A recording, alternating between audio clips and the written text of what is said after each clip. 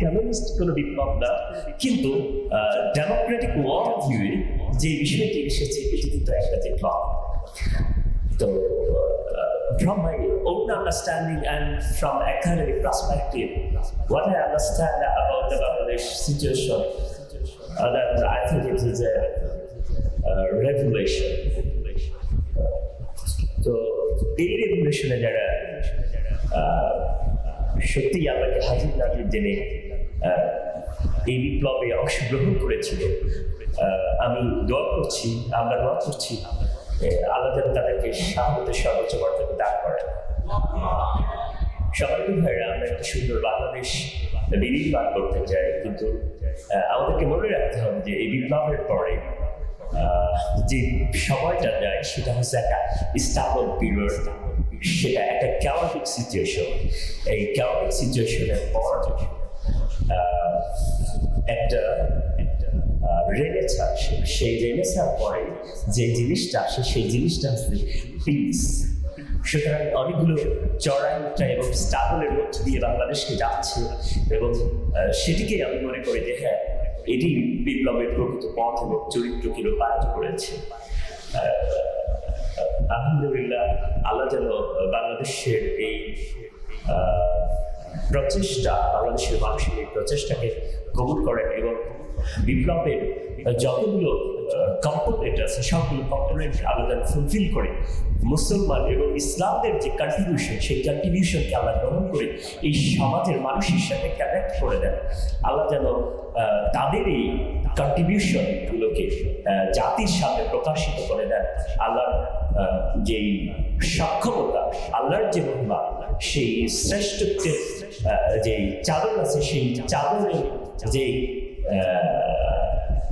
রহমত, সেই রহমত দিয়ে যেন এই বিষয়গুলো মানুষের কাছে প্রকাশিত করে দিয়ে এই বিপ্লবকে তার মহিলা যে চেতনা আছে সেই চেতনায় ধাবিত করুক। কিন্তু কোনো চেতনা ধারণ করা মানে সেই চেতনার ব্যবসা করা না, সেই চেতনা দিয়ে বিপ্লবকেই ধ্বংস করে দেয়া না। সুতরাং আমরা সুন্দর একটা বাংলাদেশকে বিনির্মাণ করতে চাই। সেই বাংলাদেশকে যারা বিনির্মাণ করতে চায় সেই মানুষগুলো আমার সামনে বসে। এই মানুষগুলো হয়তো আজকে একটা ডেমোক্রেটিক বিপ্লব দেখেছে, কিন্তু তাদের মনে একটা স্বপ্ন আছে, তীব্র একটা আকাঙ্ক্ষা আছে যে আমরা একটা ইসলামী বিপ্লব করতে চাই, আমরা একটা ইসলামী সমাজ বিনির্মাণ করতে চাই, আমরা একটা ইসলামী রাষ্ট্র করতে চাই। সেই স্বপ্ন আমরা দেখেছি এদেশে কালবার পতাকা পথ করে উঠবে, সেই স্বপ্ন নিয়ে আমরা বাংলাদেশ ইসলামী ছাত্র শিবিরের সাথে সম্পৃক্ত হয়েছি। কিন্তু আমি এখানে যারা আছে সবাইকে বলবো যে আমাদের চাওয়া পাওয়া যা কিছু আছে, বিপ্লব, ইসলামের রাষ্ট্র ব্যবস্থা বা ইসলামী সমাজ ব্যবস্থা বা অবকাঠামো যাই আমরা চাই না কেন, আমরা সেটা নিয়মতান্ত্রিক পদ্ধতিতে ইসলামের যে সিস্টেমেটিক ফাংশনাল রিয়ালিটি আছে সেটির মধ্য দিয়ে যাব। আমরা অবশ্যই কেউ যেন এই চিন্তার বাইরে ভিন্নতাকে গ্রহণ না করি। আমাদের জ্ঞান যদি আমাদেরকে প্রলুব্ধ করে তাহলে আমরা এখান থেকে বেরিয়ে করতে পারি এবং যেটি দেশ এবং জাতির জন্য কল্যাণ বয়ে আনবে না। সুতরাং আমাদেরকে মনে রাখতে হবে নিয়মতান্ত্রিক পদ্ধতিতে একটি সুন্দর সমাজ বিনির্মাণের যে প্রচেষ্টা, আমরা সেই প্রচেষ্টায় সম্পৃক্ত থেকে এই দেশ এবং জাতিকে এগিয়ে নেব। সম্মানিত ভাইরা, আজকে আমাদের যে ক্যারিয়ার ও ইসলামী আন্দোলন, এই বিষয়টা খুবই গুরুত্বপূর্ণ। যদিও আমার জন্য এই আলোচনা করাটা খুবই কঠিন, কারণ আমার ক্যারিয়ার বলতে কোনো কিছু নেই। আর ইসলামী আন্দোলনকে ভালোবাসি, ইসলামী আন্দোলনের একজন কর্মী, সেই হিসেবে এই ভালোবাসার জায়গা।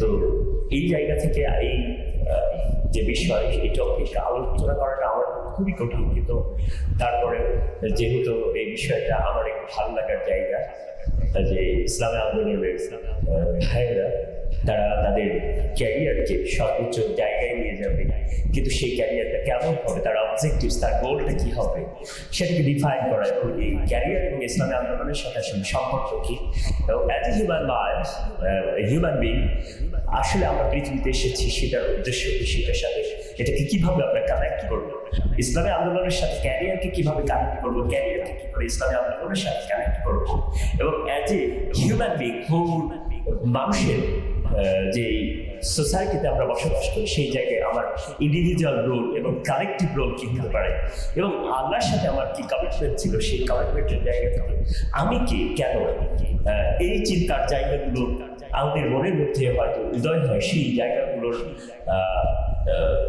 কোনো একটা জায়গায় আমাদের যদি সুযোগ হয় আমরা কানেক্ট করবো, সেই কানেক্টের মধ্য দিয়ে আমাদের সামনের পথ চলাকে আরো বেশি সুন্দর মসৃণ করবো। সেই ক্ষেত্রে ইসলামী আন্দোলনের জন্য আমাদের আরো পথ চলাটা আরো সহজ হবে দুইটা পদ্ধতিতে। একটা হচ্ছে আমার সেলফ ডেভেলপমেন্ট, ক্যারিয়ারকে ডেভেলপমেন্ট করতে হবে, সেই ইন্সপাইরেশন ইসলামী আন্দোলনের জায়গা থেকে পাবো, এবং এর সাথে কালেকটিভ এফোর্টের জায়গায় ইসলামী আন্দোলন করছি যে এদেশে সুন্দর একটি রাষ্ট্র ব্যবস্থা, আল্লাহর দ্বীন এই জমিনে প্রতিষ্ঠিত হবে, আর এই প্রতিষ্ঠার সাথে আমি অংশগ্রহণ করব, প্রতিষ্ঠা করার কাজে আমি আঞ্জাম দিব, আর এটির মধ্য দিয়ে আল্লাহর যে সন্তুষ্টি আমি সেই সন্তুষ্টি অর্জন করব।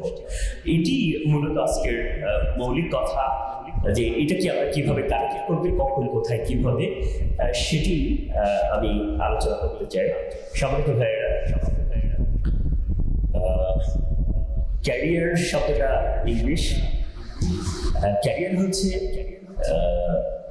বর্তমান প্রেক্ষাপটে আমরা যেটাকে যেভাবে দেখি সেই জায়গা থেকে যেটাকে ধারণ করে আমি আমার জীবনকে যাপন করব, এই পৃথিবীতে আমি চলবো একটা নির্দিষ্ট সময় পর্যন্ত অ্যাটলিস্ট, সেইটাকে ক্যারিয়ার বলা হচ্ছে।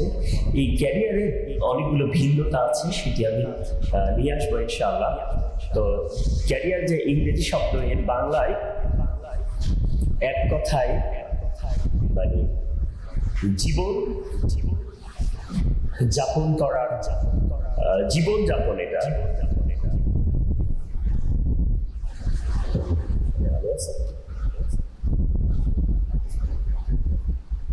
আচ্ছা, ক্যারিয়ার বলতে এখানে জীবন উপায় বলা হয়েছে, জীবিকা উপার্জনের পথ ও পন্থা, এটাকে বলা হয়েছে a person course or progress through the life, অর্থাৎ একজন মানুষ জীবনে ধারাবাহিক উন্নয়ন সাধিত হওয়া, পেশা বা বৃত্তিমূলক কর্মকাণ্ড তার সফলতাই হচ্ছে ক্যারিয়ার। আমি এই জায়গা থেকে এই সংজ্ঞাটা এভাবে না নিয়ে আমি অন্য জায়গা থেকে ক্যারিয়ারের যে সংজ্ঞা আছে আমি সেই জায়গায় ডিরেক্ট চলে যেতে চাই। সেই জায়গায় ক্যারিয়ারের সংজ্ঞাটাকে ডিফাইন করে এরপরে হচ্ছে ক্যারিয়ারের সাথে ইসলামী আন্দোলনের সম্পর্কটাকে ডিফাইন করব, আর ইসলামী আন্দোলনটা কি, কেন, কোন প্রেক্ষাপটে আমার সম্পৃক্তটা কেন এসেছে সেটাকে হালকা একটু আমি টাচ করবো, করে এই দুটার কম্বিনেশন নিয়ে আসবো। এরপরে আমরা একটা মডেল ডেভেলপ করবো, যদি সুযোগ হয় আমরা সেই মডেলটাকে দেখাবো যে আমাদের ক্যারিয়ারের সাথে মুমিন জীবনের যে ক্যারিয়ার, সেই ক্যারিয়ারের সাথে ম্যাটারলি ওয়ার্ল্ডলি লাইফ যেটা, সেই লাইফের সাথে ইন্টালেকচুয়াল ডেভেলপমেন্ট কিভাবে হচ্ছে, সেখানে স্পিরিচুয়াল ডেভেলপমেন্টের কানেকশন কিভাবে তৈরি হচ্ছে, সেটার একটা মডেল যদি আমাদের সুযোগ হয় উপস্থাপন করবে ইনশাআল্লাহ। আপনাদের কি প্রজেক্ট আছে? ঠিক আছে, দরকার নেই। ওকে, আচ্ছা।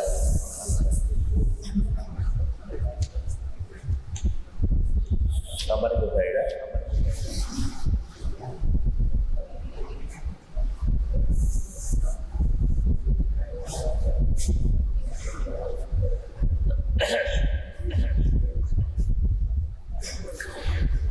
ক্যারিয়ার হচ্ছে কে গঠন করে? একজন ব্যক্তি গঠন করে। ক্যারিয়ার হচ্ছে একজন ব্যক্তির ইন্ডিভিজুয়াল ডিজায়ারের চূড়ান্ত ওয়ার্ল্ডলি লাইফের চূড়ান্ত পাওয়ার একটা জায়গা হচ্ছে ক্যারিয়ার। এটাকে বলা হচ্ছে ইউনিট। এটা একটা ইউনিট। যখন এই ক্যারিয়ারটা কালেকটিভ ওয়েতে এই ক্যারিয়ারের সাথে অন্য সবকিছু সম্পৃক্ত হয়ে যাবে, তখন এটা হয়ে যাবে সামষ্টিক। যেমন একটা ইট, একটা বিল্ডিং, একটা ইট তৈরি হয় ইট তৈরি করা হয় কেন? বিল্ডিং তৈরি করার জন্য, তাই না? বা একটা প্রাসাদ নির্মাণ করার জন্য, সেই প্রাসাদটা সুন্দর হয়। তো একটা ছোট ছোট ক্ষুদ্র ইট যদি থাকে সেইটা তৈরি করা হয়, সেই ইটগুলোকে একত্রিত করে, অনেকগুলো ইটকে একত্রিত করে একটা সুন্দর প্রাসাদকে বিনির্মাণ করা হয়। ক্যারিয়ারটা ঠিক ইন্ডিভিজুয়াল জায়গা থেকে, যদিও এটা ইন্ডিভিজুয়াল, কিন্তু এইটার ইসলামী আন্দোলন যারা করে বা নির্দিষ্ট লক্ষ্যকে বাস্তবায়ন করার জন্য যারা প্রচেষ্টা চালায়, এইটা হচ্ছে তাদের একটা গুরুত্বপূর্ণ বিষয় যে কালেকটিভ এফোর্টের জায়গায় এটাকে কম্বাইন করা। ঠিক যেরকম করে একটা ইট অনেকগুলো ইটের সাথে সংযুক্ত হয়ে একটা প্রাসাদ বিনির্মাণ করে, এরকম ছোট ছোট ব্যক্তিগতভাবে প্রত্যেক ইন্ডিভিজুয়াল ব্যক্তির তার ক্যারেক্টার একত্রিত হয়ে তার যে ক্যারিয়ার, সেই সকল ক্যারিয়ার একত্রিত হয়ে নতুন একটি সুন্দর সমাজ, একটি রাষ্ট্র, একটি ব্যবস্থা বিনির্মাণে এটি গুরুত্বপূর্ণ ভূমিকা পালন করে। এর সাথে দুইটা জিনিসই পায়, ব্যক্তিগতভাবে তার যে জীবন, তার অর্থ উপার্জন থেকে শুরু করে তার সাবজেক্টিভ ডেভেলপমেন্ট, সে যে সাবজেক্টে এক্সপার্ট সেই জায়গায় সে তার সর্বোচ্চ ডেভেলপমেন্টটা করতে পারে। তাহলে বিষয়টা আমাদেরকে এরকম যে আমাদের প্রত্যেকের যে ক্যারিয়ার, ইন্ডিভিজুয়াল ক্যারিয়ার, এটা ইন্ডিভিজুয়াল, কিন্তু এটা কালেক্টেড হচ্ছে আমাদের কালেকটিভ যে ওয়ার্ক আছে। ইসলামী আন্দোলন যারা করে তার সম্মিলিতভাবে দুইটার জন্য কাজ করে। একটা হচ্ছে দেশে দ্বীন প্রতিষ্ঠা হবে, আরেকটা হচ্ছে আল্লাহ সন্তুষ্টি অর্জন। এই দুইটাকে কম্বাইন করে যখন এর সাথে জীবিকা অর্জন হচ্ছে, এই জীবিকা দ্বীনের জন্য, মানে জীবিকা নিজের জন্যই অর্জন করছে, কিন্তু দিনের সাথে যখন নিশ্চয় নিয়ামকে একত্রিত করে দিচ্ছি, এটা খুবই গুরুত্বপূর্ণ। আর একটা হচ্ছে আল্লাহ সন্তুষ্টি অর্জন, যে এই জীবিকা অর্জন করছি এইটার মধ্য দিয়ে যেন আমি আল্লাহ সন্তুষ্টি অর্জন করতে পারি। কারণ এই পবিত্র জীবিকা দিয়ে আমার পরিবার চলবে, সমাজে আমি চলাফেরা করবো, সমাজের মানুষের জন্য কাজ করব, এবং আমার পরিবার আস্তে আস্তে সিভিলাইজেশনের পার্ট হয়ে যে ভূমিকা পালন করবে। আমি থাকবো না, এরপরে আমার সন্তান চলে আসবে, আমার সন্তানের পরে তার প্রজন্ম থেকে তখন তারা সিভিলাইজেশনের পার্ট হয়ে যাবে। এই জন্য আমাদেরকে মনে রাখতে হবে এই ক্যারিয়ারের এই জায়গায় আমাদের ব্যক্তিগত যে ক্যারিয়ার আছে, এই ক্যারিয়ারটা আমার একার শুরু না। আমার ক্যারিয়ারের সাথে দ্বীন প্রতিষ্ঠা, আরেকটা কি আল্লাহ সন্তুষ্টি অর্জন, এই দুইটা কম্বিনেশন। সুতরাং আমরা যারা ইসলামে আন্দোলন করি তাদের অবশ্যই ক্যারিয়ার থাকতে হবে, এটা বাধ্যতামূলক প্রযোজ্য। ইসলামের জন্য, ইসলামী আন্দোলনের জন্য, আল্লাহর সন্তুষ্টির জন্য আমাদের ক্যারিয়ার থাকতেই হবে। কারণ এই ক্যারিয়ার, সুন্দর একটা ক্যারিয়ার আপনাকে এই সমাজের মধ্যে দাওয়ার কাজ বা ইসলামী আন্দোলনকে বা দ্বীনকে বিজয় করার ক্ষেত্রে গুরুত্বপূর্ণ ভূমিকা পালন করতে পারে। সমান্ত ভাইরা,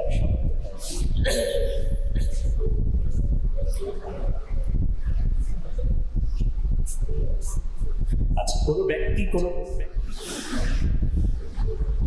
পেশা বা শ্রেণীভিত্তিক, কোন ব্যক্তি কোন পেশায় যাবে বা কোন শ্রেণীতে অন্তর্ভুক্ত হবে এবং সেটির ভিত্তিতে নিজের যোগ্যতাকে বিকশিত করে এর মাধ্যমে আল্লাহর দ্বীন প্রতিষ্ঠা এবং এই আল্লাহর দ্বীন প্রতিষ্ঠায় সহযোগিতা করবে এবং আল্লাহর সন্তুষ্টি অর্জন করবে, সেটি হচ্ছে গুরুত্বপূর্ণ আজকের আলোচনার বিষয়। তাহলে আমাদের ব্যক্তি হিসেবে আমার যে সাবজেক্ট আছে, আমার যে পেশা আছে, বিষয় আছে, সেটির যে এক্সপার্টিস আমি গ্রহণ করব, এই এক্সপার্টিস গ্রহণ করব, কিন্তু এই এক্সপার্টিসটা সরাসরি কিসের সাথে সম্পৃক্ত? আল্লাহর দ্বীন প্রতিষ্ঠার সাথে সম্পৃক্ত থাকবে এবং আল্লাহর সন্তুষ্টি অর্জনের সাথে। আচ্ছা, তাহলে আমি ক্যারিয়ার ও ইসলামী আন্দোলনের চমৎকার যে সম্পর্ক ইট আর প্রাসাদের, এটি আমি আপনাদেরকে বলেছি। এখন ক্যারিয়ারটা দুইটা ভাবে গঠিত হয়। দুইটা কি? একটা হচ্ছে আত্মগঠন আর একটা হচ্ছে আত্মপ্রতিষ্ঠা। আত্মপ্রতিষ্ঠাটা কি? আত্মপ্রতিষ্ঠা হচ্ছে আমি আমার নিজের জন্য কাজ করবো, কিন্তু আমার নির্দিষ্ট কোনো লক্ষ্য থাকবে না, তাই না? তাহলে ক্যারিয়ারের দুইটাকে ডিফাইন করবো। ক্যারিয়ারের দুইটা, একটা হচ্ছে আত্মগঠন আর একটা হচ্ছে আত্মপ্রতিষ্ঠা। আত্মপ্রতিষ্ঠার সাথে সে অনেক বড় কিছু হতে পারে, কিন্তু তার বৃহৎ কোনো লক্ষ্য উদ্দেশ্যের সাথে সম্পৃক্ত নাও থাকতে পারে, তার সম্পর্ক নাও থাকতে পারে। সেটা কেমন? ওই যে আপনারা রবীন্দ্রনাথ ঠাকুরের নাম শুনেছেন, তার ভাই ভারতীয় উপমহাদেশে ওই সময়, এখন যে বাংলাদেশে বিসিএস আছে না, এই বিসিএস এ ওইটাকে আইসিএস নাকি যেন একটা বলে ইন্ডিয়াতে। হ্যাঁ, তো ওইটা ওই সমসাময়িক সময়ে ব্রিটিশ ভারতের উনি ওই পরীক্ষায় উত্তীর্ণ হয়ে সর্বোচ্চ ভালো একটা পজিশন দখল করেছিলেন। কিন্তু এই ব্যক্তিটি ভারতের মুক্তির জন্য, ভারতের স্বাধীনতার জন্য বা একটি জাতির জন্য কিছুই করেন। উনি তার ব্যক্তিগত ক্যারিয়ার ডেভেলপমেন্ট করে বা সর্বোচ্চ ওনার বংশের জন্য একটা কিছু একটা গৌরব বা সুনাম বয়ে নিয়ে এসেছেন, কিন্তু জাতির সামগ্রিক মুক্তির জন্য কোনো কিছুই নিয়ে আসতে পারেন। এবং কালেকটিভ অর্থে মানে ওনার যে কন্ট্রিবিউশন, সেই কন্ট্রিবিউশনটা এরকম দেখা যাচ্ছে। এটা আলটিমেট কালেকটিভ পজিশন থেকে এটাকে ফেইলুর বলা হচ্ছে। আর হচ্ছে আত্মগঠন। আত্মগঠনটা হচ্ছে এরকম যে একটা বৃহত্তর অর্থে তার ক্যারিয়ার হবে, সেই ক্যারিয়ারের মধ্য দিয়ে দেশ, জাতি, উম্মাহ বা পৃথিবীর মানুষের জন্য, সামগ্রিকভাবে পৃথিবীর মানুষের জন্য কোনো কিছু যারা করতে পারে, সেটিকেই বলা হচ্ছে যে আত্মগঠন। এই আত্মগঠনের জায়গাটা খুবই গুরুত্বপূর্ণ ইসলামী আন্দোলনের ভাইদের জন্য। আজকে এখানে যারা আছেন তারা এই জায়গাটাকে একটু ডিফাইন করে দেবেন।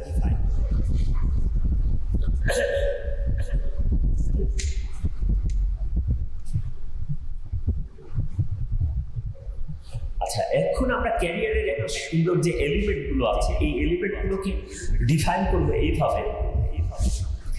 সেটা C4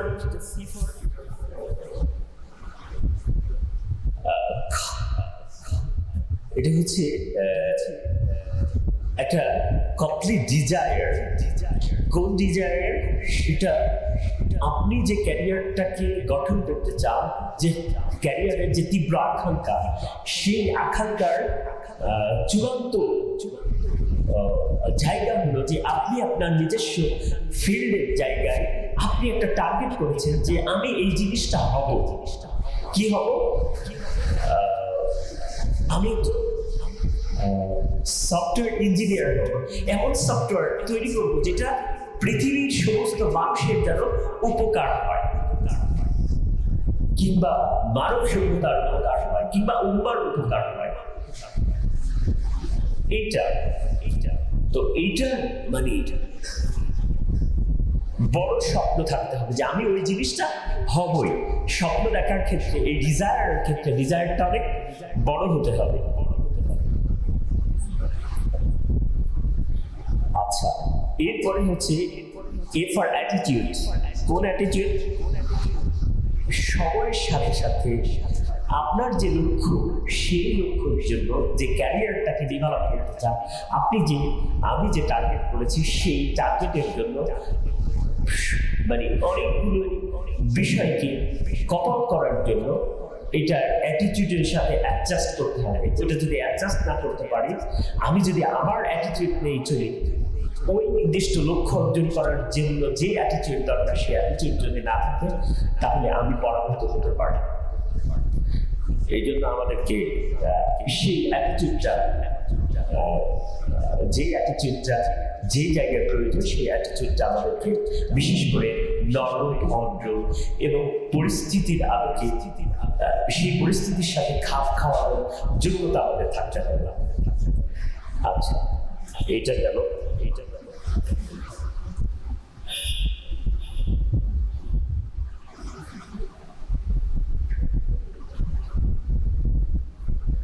আচ্ছা, এরপরে হচ্ছে রুটিন লাইফ। আর for routine life, routine life মানে এখানে এমন বিষয় থাকবে, সেটা হচ্ছে প্রতিনিয়ত আমার যে লক্ষ্য আছে সেই লক্ষ্য থেকে যেন আমি বিচ্যুত না হই। কি হলো, আমার যে লক্ষ্য আছে সেই লক্ষ্য থেকে আমি যেন বিচ্যুত না হই। কেন বিচ্যুত যদি হই, আমি এক সময় ভালো ক্রিকেটার হবো, খেলা দেখতে দেখতে চিন্তার জায়গায় এরকম মনে হয় না, রানা যখন বল করে, ওর বল করা দেখার পরে মনে হয় যে আমি রানাই হয়ে যাই। এরপরে যখন আমাদের গ্রামে বা আমাদের শহরে বা কোনো একটা ছেলে দেখা যাচ্ছে বইয়ের থেকে ইঞ্জিনিয়ারিং কমপ্লিট করেছে, এরপরে সেই ব্যক্তি যখন নাসার বিজ্ঞানী হয়েছে, তখন মনে হয় যে আমি যেন নাসার বিজ্ঞানী হয়েছে। এরপরে মনে হয় যে আমি যদি মানে মেডিকেল কলেজে ডাক্তার হয়ে যেতে পারতাম, স্বপ্নে আরো কত কিছু হয়ে যায়, এরকম হয় না? আপনার যে লক্ষ্য, আমাদের যে লক্ষ্য, এই লক্ষ্য থেকে যদি বারবার এরকম ফ্লাকচুয়েট করে, তাহলে কিন্তু আমরা আমাদের নির্দিষ্ট লক্ষ্যে পৌঁছাতে পারবো না। ঠিক আছে না? তাহলে এখান থেকে ফ্লাকচুয়েট করা যাবে না, নির্দিষ্ট লক্ষ্যের উপরে আমাদেরকে স্থির থাকতে হবে। আর একটা হচ্ছে ফর এডুকেশন। এই উপরের যতগুলো আছে আমি সব লক্ষ্য নির্ধারণ করলাম, পরিস্থিতির সাথে খাপ খাওয়াইলাম, নিজেকে অ্যাডজাস্ট করলাম, এরপরে রুটিন লাইফ মেনটেন করলাম, মানে কোনো জায়গায় সময়টাকে ব্যয় করলাম না। মানে ব্যয় করলাম বলতে এই যে আমরা বিভিন্ন জায়গায় ঘুরতে যাই না, ওই জায়গায় গিয়ে কোনো একটা সময় যদি আপনার থাকে, তবে সেই জায়গার সেই সময়টাকে কাজে লাগানোর জন্য আপনার একাডেমিক কাজের সাথে এটাকে জুড়ে দেয়। এই জায়গায় এক্সপার্টদের জন্য এখানে কি করা হচ্ছে, এই এডুকেশনের জন্য এটা হচ্ছে আপনার হচ্ছে আউটলুক যেটা আছে, এই আউটলুকের এই জায়গা থেকে আপনাকে খুবই গুরুত্বপূর্ণ ওই রিলেটেড যে পড়াশোনা আছে সেই পড়াশোনাটার গভীরে যেতে হবে। আপনাকে পার্সোনাল ইন্ডিভিজুয়াল পড়াশোনা করতে হবে, এক নম্বর।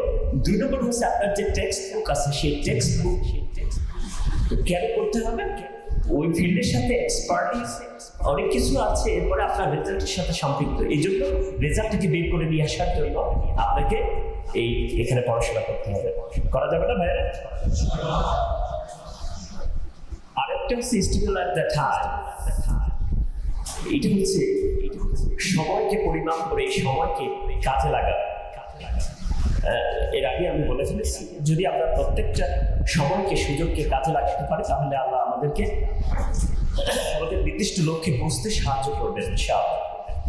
আরেকটা হচ্ছে রিলিজিয়াস, আরেকটা হচ্ছে রিয়ালিটি। রিলিজিয়াস কি? ধরেন হুমায়ুন আহমেদ বাংলাদেশের অনেক বড় সেলিব্রিটি না, কিন্তু সামহাও এত বড় সেলিব্রিটি হওয়ার পরে নিয়মতান্ত্রিক জীবন তার ছিল না, এবং মানে স্পিরিচুয়াল লাইফের এখানে অনেক বেশি ঘাটতির এই জায়গা দেখা দিয়েছে, যার কারণে যারা ক্যারিয়ারকে দেখতে চায়, ইসলামী আন্দোলনের সাথে দেখতে চায়, তারা কিন্তু বলে না যে আমি হুমায়ুন আহমেদ হব। হ্যাঁ, হুমায়ুন আহমেদ ভালো লাগার জায়গা থাকতে পারে দু একজনের কাছে, বা অন্য যারা তাদের কাছে ভালো লাগার থাকতে পারে, তার সৃষ্টিকর্ম, তার সাহিত্য, কিন্তু তার যে চিন্তার জগতের ল্যাকিংস, স্পিরিচুয়ালিটি, এই জায়গা তার নেই, যার কারণে পাহাড় সমচরিত্র হওয়ার পরেও, যেমন আপনার হচ্ছে ম্যারাডোনা, মাইকেল জ্যাকসন, তাদের ক্যারিয়ার, তাদের জায়গায় প্রত্যেকেই সমন্বয় দিত, কিন্তু তাদের রিলিজিয়াস আন্ডারস্ট্যান্ডিং থেকে তাদের যে গ্যাপ, সেই গ্যাপ মানব সভ্যতাকে আসলে তেমন কিছু দিতে পারে। মানে আইডল পার্সন হিসেবে, সামগ্রিকভাবে অলরাউন্ডার হিসেবে যে আইডল পার্সন, সেটি মানব সভ্যতার কাছে উপস্থাপন করার মতো তেমন কিছু হয়ে থাকে।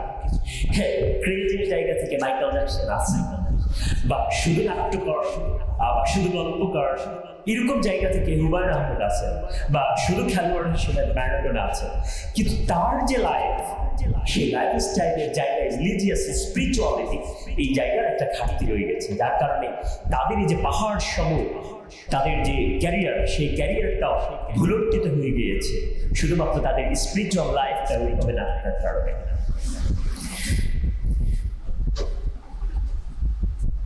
এরপরে রিয়াল লাইফ, এই জায়গাটা খুবই গুরুত্বপূর্ণ আমাদের জন্য। কেন? আমরা যারা আছি, আমাদের সাথী ভাইরা, তাদের সাথে মিশি, আমাদের কর্মী ভাইরা, আমাদের বন্ধু যারা, তাদের সাথে মিশি, কিন্তু আমরা আমাদের জীবনে আমাদের যে পাশে রিক্সাওয়ালা আছে, তার ভাষা আমি বুঝতে পারি, আমার বন্ধুর ভাষা বুঝতে পারি। একই পরিবারে বসবাস করি, আমার যে ভাইটি ইসলামী আন্দোলন করে না, তার কথা বুঝতে পারি না, তারা আমার কথা বুঝতে পারে না, আমি তাদের পালস বুঝতে পারি না, তাদের চিন্তা চেতনার জায়গা থেকে আমি অনেক দূরে। সমাজে কি হচ্ছে আমি জানি না।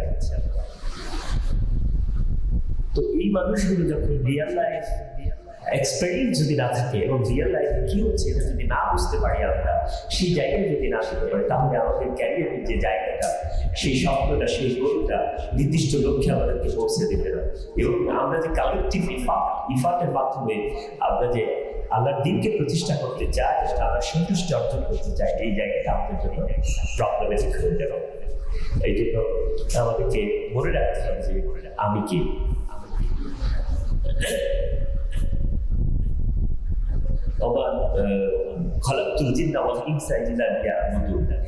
এই যে আল্লাহর ইবাদত করার জন্য এই ইবাদতের ধর্মটা কি? এই জায়গা থেকে আমাদেরকে আরেকটাকে ডিফাইন করতে হবে যে আমি কে। আল্লাহ রাব্বুল আলামিন যখন বললেন ইন্নী জাইলুন ফিল আরদি খলিফা, এরপরে ফেরেশতারা যখন বলল আতাজালু ফিহা মান ইয়াসফিকু দিমা, আপনি কি সেখানে কোনো জাতি প্রেরণ করবেন যারা পৃথিবীতে ইন্নী জাইলুন ফিল আরদি খলিফাতে কনটেক্সটের পরিবর্তে যে কথাটা বললো, সেই কথাটা বলার পরে মানুষের যে চ্যালেঞ্জ আসলো, এই চ্যালেঞ্জের জায়গায় আল্লাহ পাক রব্বুল আলামিন বললেন ইন্নী আ'লামু মা লা তা'লামুন, নিশ্চয়ই আমি যা জানি। এখন কোশ্চেন হচ্ছে আমি কি, কোথা থেকে এসেছি, কেন এসেছি? বিজ্ঞান হয়তো ওয়ার্ড শব্দের সাথে ডিল করতে পারে, হাউ শব্দের সাথে ডিল করতে পারে, ওয়াই শব্দের সাথে ডিল করতে পারে, এটি related, mostly related to philosophy.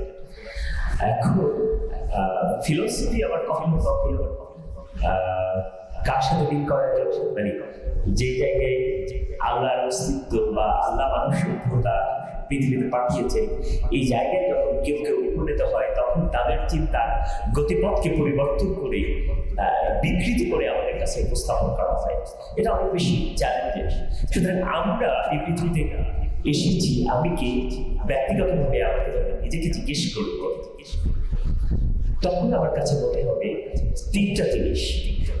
একটা হচ্ছে আমি, আরেকটা শূন্য, যে শূন্য থেকে মানে এই পৃথিবীর সৃষ্টি, সেই শূন্য, আর এই শূন্যকে যিনি পরিচালনা করেন। এই তিনটার কম্বিনেশনে যখন আমি চিন্তা করতে থাকবো, এর সাথে রিলেট করতে থাকবো, যখন এই ন্যাচারাল ওয়ার্ল্ড, তখন আমি নিজেকে খুঁজে পাবো আমি কোথায়, কেন আমি কোথায়, কেন। এটা আমাদের গুরুত্বপূর্ণ। এই চিন্তাটা যদি আমরা করতে পারি, তাহলে আল্লাহর সাথে আমাদের কানেক্টিভিটিটা বেড়ে যাবে, আল্লাহকে জানতে পারবো। এই জায়গাটাকে খুবই গুরুত্বপূর্ণভাবে আমাদের মনে রাখতে হবে। তা আমি কেন, কোথা থেকে, কিভাবে এসেছি, আল্লাহ পাক রব্বুল আলামিন কোরআনে কারীমের মধ্যে বলছেন, এই যে আমরা আল্লাহ যখন আমাদেরকে পৃথিবীতে পাঠাতে চেয়েছিলেন, আমাদের কাছ থেকে কমিটমেন্ট নিচ্ছিলেন যে ইন্নাল্লাহ আশতারা মিনাল মুমিনিনা আনফুসাহুম ওয়া আমওয়ালাহুম বিআন্না লাহুমুল জান্নাতু ইউকাফিরুনা, এই যে জান্নাতের যে বিনিময়ে আল্লাহ পাক রব্বুল আলামিন আমাদেরকে আমরা যে আল্লাহর সাথে প্রতিশ্রুতি ওয়াদাবদ্ধ হয়েছি যে আমাদেরকে জান্নাত দিবে। এই জন্য আল্লাহ আমাদেরকে বললেন যে পৃথিবীতে তোমরা চলে যাও, আবার সেখান থেকে দায়িত্ব পালন করে আল্লাহ প্রতিনিধিত্ব করে আবার তোমরা এই জান্নাতে ফিরে আসবে। কিন্তু ওই জান্নাত এমন জায়গা যেখান থেকে আমরা আসলে কখনোই বের হতে চাচ্ছিলাম। যাই হোক, আমরা এই পৃথিবীতে এসেছি, এখন আমাদের পৃথিবীতে দায়িত্ব আছে, আল্লাহ দিয়ে দিয়েছে। এই জন্য এসেছি কিভাবে? আলমে আরওয়া থেকে আলমে রেহে। আমাদের মানে পৃথিবীর জগৎ আমাদের এইভাবে ডিফাইন করা। আমরা কোথায় ছিলাম? আলমে আরওয়া, এরপরে আলমে রেহে। আলমে রেহেমের এই জায়গায় কোরআন কারীমের মধ্যে সূরা আত-তারিকের মধ্যে বলছে ফায়ানজুরুল ইনসান বিমা খুলিকা মিন মা'ইন দাফিকা ইয়াখরুজু মিন বাইনি সুলবি ওয়া তারাইব। সুতরাং মানুষের নজর দেওয়া উচিত তাকে কোন জিনিস হতে সৃষ্টি করা হয়েছে। এই যে জায়গাটা, আমি পৃথিবীতে আসলাম, সূরা মুমিনের মধ্যে আমার পার্ট বাই পার্ট এই পৃথিবীতে আসা, এই পৃথিবীর আলো বাতাস যা কিছু আমি গ্রহণ করছি সেটা রিজিক হচ্ছে, এইগুলো যখন চিন্তা করতে থাকছি তখন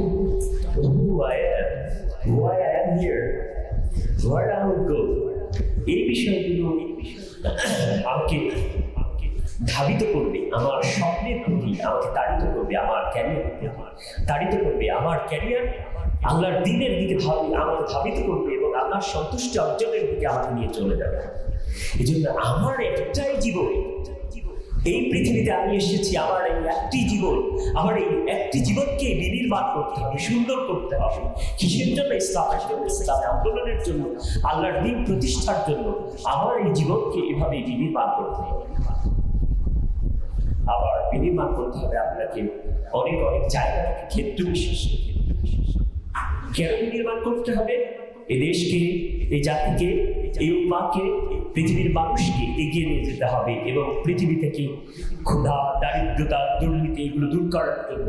এবং মানুষ যে অনেক বেশি অত্যাচার করছে, পৃথিবীতে অনেক জালিম আছে, সেই জালিমদের পক্ষে দাঁড়িয়ে জুলুমের যে রাজত্ব চলছে, সেই জুলুমের রাজত্বের বিপক্ষে আমার ক্যারিয়ার, আমার শক্তি, আমার চিন্তা, আমার কর্ম, সেটি যদি সত্যি তাদের বিপক্ষে দাঁড়িয়ে যায়, এরকম কোন কিছু ক্যারিয়ার যদি আপনি গঠন করতে পারেন, সেটি গুরুত্বপূর্ণ।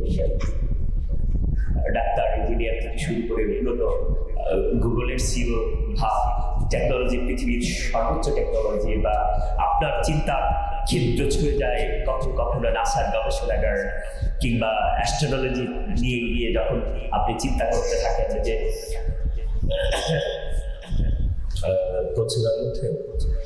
যে তুমি তাকাও আকাশের দিকে, তাকাও, তুমি দেখবে সূরাকে প্রথমে কি আছে? হ্যাঁ, তাবারাকাল্লাযী বিয়াদিহিল মুলক ওয়া হুয়া আলা কুল্লি শাইইন কাদির আল্লাযী খালাকাল মাউতা ওয়াল হায়াতা লিয়াবলুয়াকুম আইয়ুকুম আহসানু আমালা ওয়া হুয়াল আজিজুল গফুর আল্লাযী খালাকা সাবআ সামাওয়াতিন তিবাকা মা তারা ফি খালকির রাহমানি মিন তাফাউতিন ফারজি'ল বাসার হাল তারা মিন ফুতুর সুম্মা রজি'ল বাসার কাররাতাইনি ইয়ানকাবিল ইলাইকাল বাসার।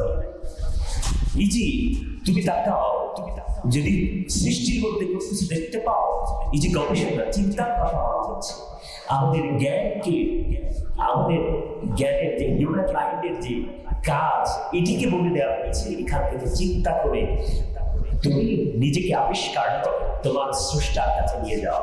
তুমি কোথায়?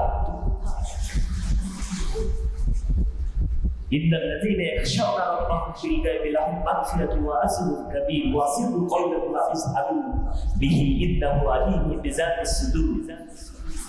এটি অদৃশ্যের প্রতি বিশ্বাস স্থাপন করেছে আল্লাহকে না দেখে, সেই মানুষদের জন্য আল্লাহ কি রেখেছে সেই জায়গায় সেই বিশ্বাস খুবই গুরুত্বপূর্ণ। কোনো কিছু দেখে দেখা হয় যখন সেটি বিশ্বাস হয়, কিন্তু কোনো কিছু না দেখে সেটা প্রতি বিশ্বাস স্থাপন করা হয়।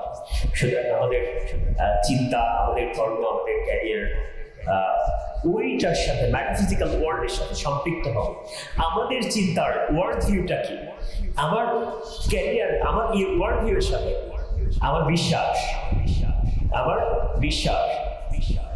আমার ক্যারিয়ার, আল্লাহ সন্তুষ্টি অর্জন, এরপরে দিন প্রতিষ্ঠা, সবগুলো কম্বিনেশন একটা প্যাকেজ মিলিয়ে আমার যে ওয়ার্ল্ড ভিউ দাঁড়িয়েছে, আমার নিজস্ব একটা চিন্তার জগৎ দাঁড়িয়েছে, সেই ওয়ার্ল্ড ভিউ ইসলামিক আন্ডারস্ট্যান্ডিং থেকে আমি যেভাবে দেখবো, সেই জায়গায় আমার ক্যারিয়ারটা যেন অবশ্যই সবসময় আল্লাহর সন্তুষ্টি, দিন প্রতিষ্ঠা এই জায়গায় থাকে। এবং অবশ্যই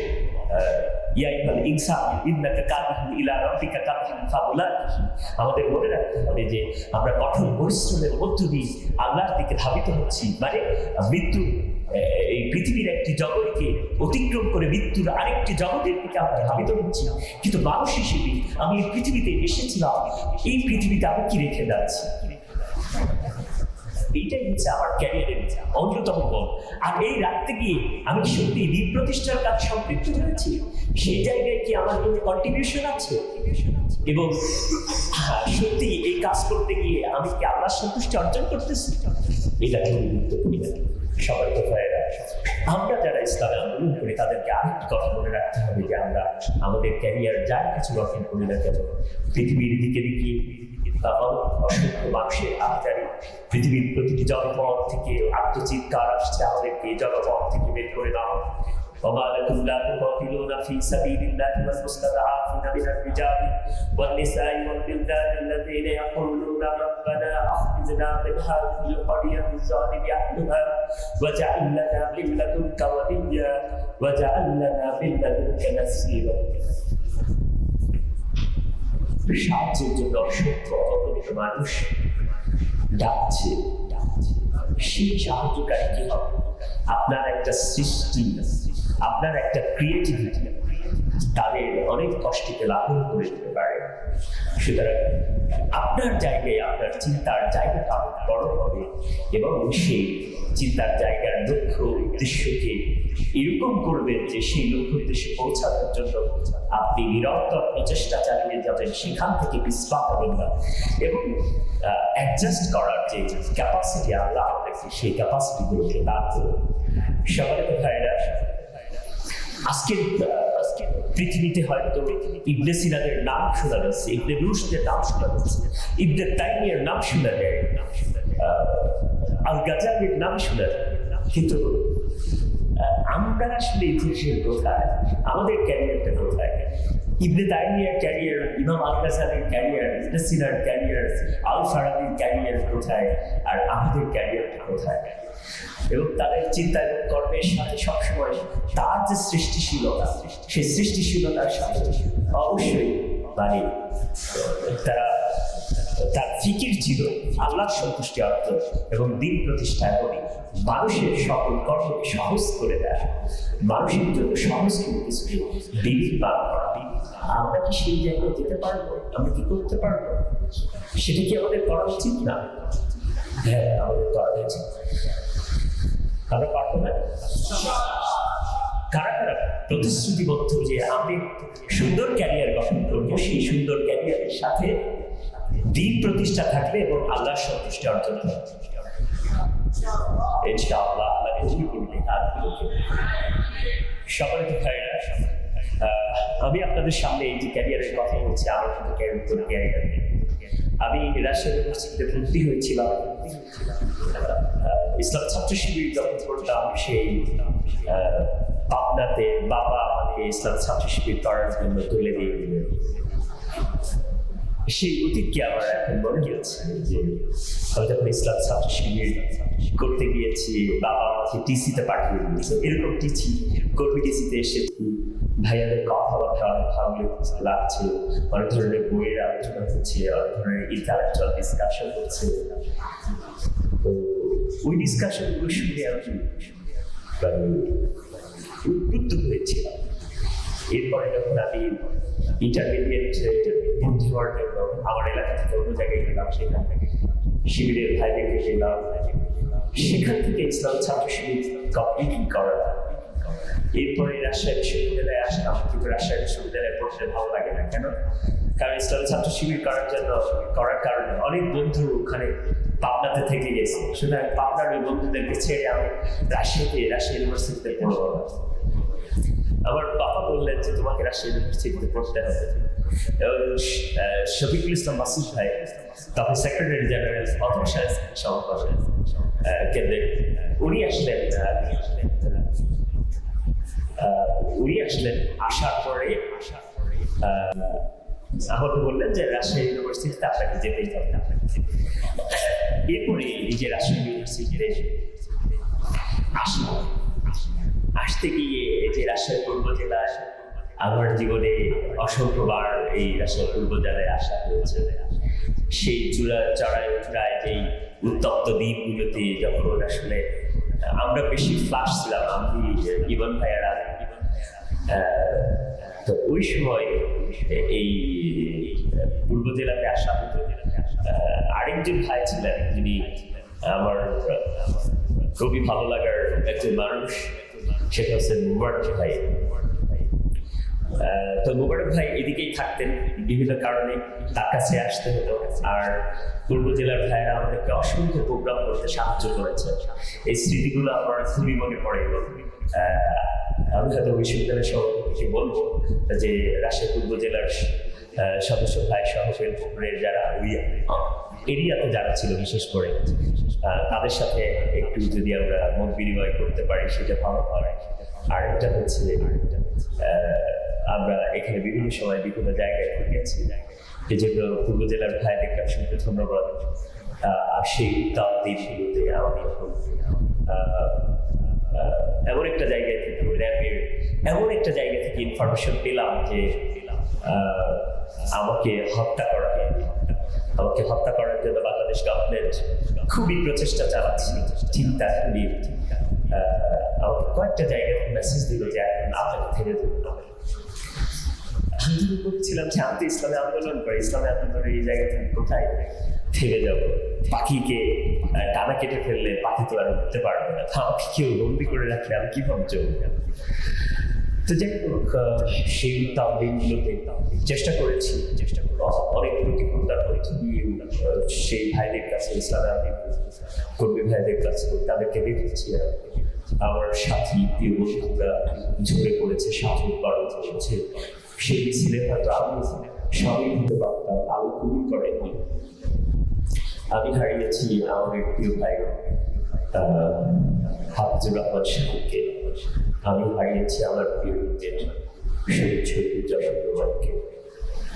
ক্যারিয়ার এবং ইসলামের আন্দোলন কাজ বলে হতো, তিনি তার জীবন প্রতিষ্ঠা, অনেক ব্যবহার, সুন্দর কথা, রাত্রি থেকে তিনি রাত্রিতে নামাজ পড়তেন। আমি তার রুমমেট ছিলাম। এই মানুষটিকে আমি হারিয়ে ফেলেছি। আমার ভালো লাগার অনেকগুলো মানুষের মধ্যে থেকে একজন ভাই হারিয়ে গেছে, আমাদের আরাফাত হোসেন রাত ভাই আবার চলে গেছে, এমনি একটা রোগ হয়ে চলে গেছে। এরপরে রাশিদুল হাসান রাত্তু ভাই শাহাদত বরণ করেছে।